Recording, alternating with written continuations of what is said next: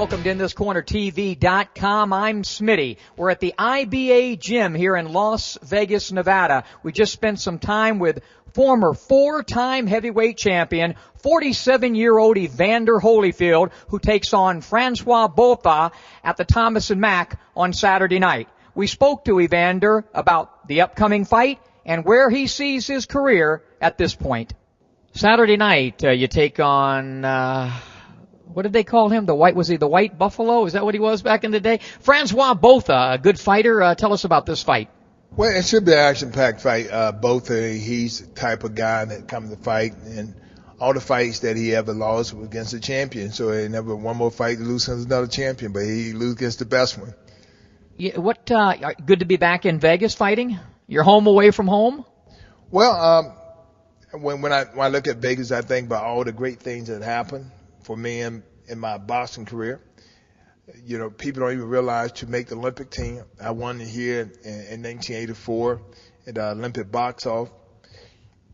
I won my title here against Carlos de Leon in 1987. And so in my first title fight, 1990, then 1993, then 1996, and 2000.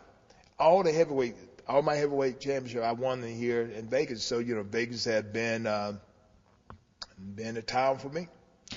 What has your team been working on? What have you been working? And tell us a little bit about your team, Tim and Tommy, and what you guys have been working on for this fight with Botha. If I do that, they'll have to kill you. I don't want that to happen. So I'm not going to tell you what we've been working on, but I will tell you that my team, they believe in me. You know, Tommy and Tim, those two themselves, they've been with me since start. Well, Tim before I won the title, but Tommy in '84, and you know my nephew Mike and Ken came back. And, you know, I have people who really know me more so than somebody jumping on the bandwagon because I've won and everything getting good. So, you know, through all the ups and downs, it thrills me when you come down to, because life is about how you end. And I always had this attitude that it just wasn't meant for everybody to be rich. And I think that the team that hold on together are the ones that gonna win the prize. And I think it's gonna be something good for the whole team because you know, when I was up, they was up. When we were down, we were down. You know, and that's what the team is all about. And I appreciate that. Is there anything a four-time heavyweight champion can learn? I know the great golfers have told me, you know, I remember Jack Nicklaus once saying that, you know, from time to time he brings in his coach to sort of remind him of things. What about a great fighter that has all the punches and all the skills and all the movement that you have? Is there anything you can still learn? Sure. If it's something that you need to know, but it's all depending on who you're fighting. It's, you know, I'm talking at any given time, that, you know, this is the reason why you have somebody to know you. They can say you need to do this, but they never ask you to do something that you can't do, because a good coach is not a good coach. He's telling you to do something that you don't know how to do. So it's obvious that, you know, if either he can make the adjustment or either he can't, because that's the whole big thing of training somebody. You know all the things that he can do, and so you start working on these things before the fight. Like that, so you already have this already know that, you know, what's going to be the situation, what do you need to do, and so you wouldn't have nobody who would actually tell you to do something that you know you can't do. What do you expect Saturday night against Botha? He's a very aggressive guy, and he's a guy that have a good chin, but he come forward, he get hit.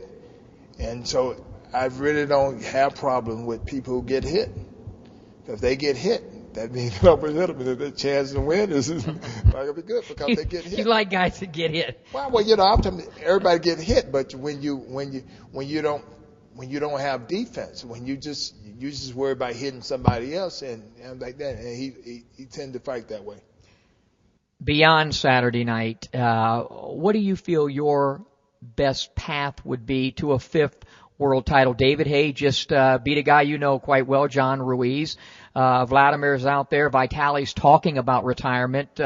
What is your path? What is your direction? And I would think you're in a good position to politic it because there's no bigger name than Evander Holyfield. Well, whichever fighter that would want to fight me would be fine with me. So it's not about politics. It's about the number game, you know. And so if things should be work out that will allow these guys to want to risk the title, because the whole big thing, that's a big risk. I'm telling you, it's a lot of these guys really don't want to fight because they know that every time you think that I can't do it, I do it. So I'm saying, that's a big risk. So the whole big thing is how much money they're gonna get paid. So it's like how much you're gonna pay them to risk losing their title. How does Evander Holyfield want to be remembered as a fighter and more importantly as a man? Well, it's just real simple.